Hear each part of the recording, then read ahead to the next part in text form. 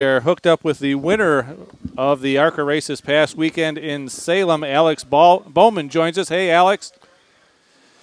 Hey, how's it going? Hey, it's going well for us. It's going extremely well for you. You've got this whole ARCA thing down pretty well, don't you? You won the first two races you were ever in ARCA. Now you go down to Salem and you beat 9-time. This is easy stuff for you, isn't it? You beat 9-time Frank Kimmel at his home track. I mean, that's a righteous win down there. Yeah, I've been really fortunate with the 5 ARCA races I've won, 4 of them being in the top 3.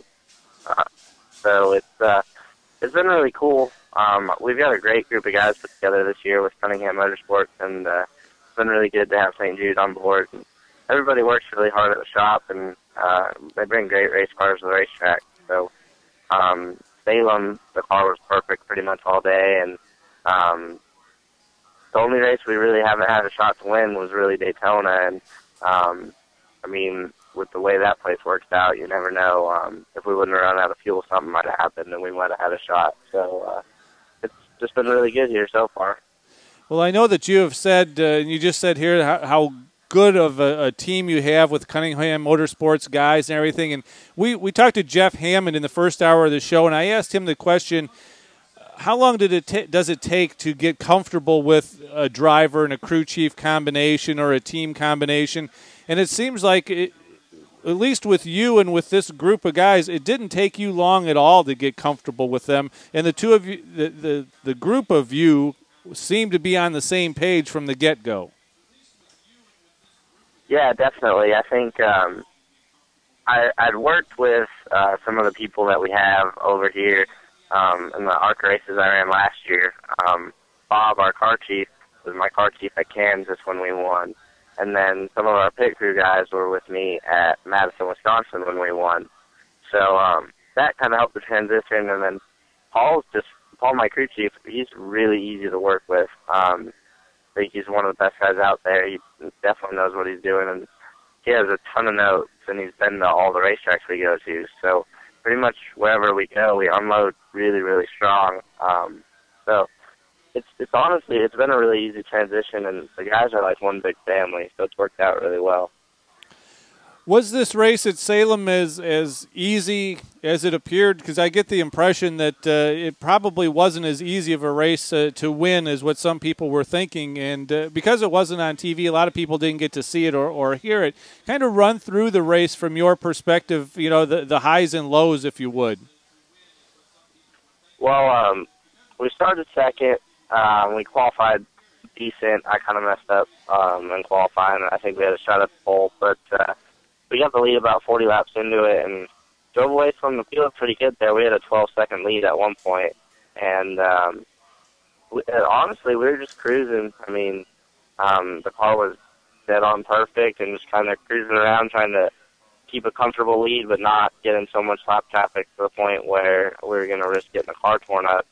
And then on that last restart, Frank was really, really good for a couple of laps there, and our car took a while to get to the point of being a lot better than everybody else. So I was trying to get through lap traffic as quickly as possible without losing the spot to Frank. And I got into a lap car with 25 or 20 to go, and it broke the front sway bar pin. So those last 20 laps, we ran basically without a front sway bar, and we lost about half a second in our lap times at that point.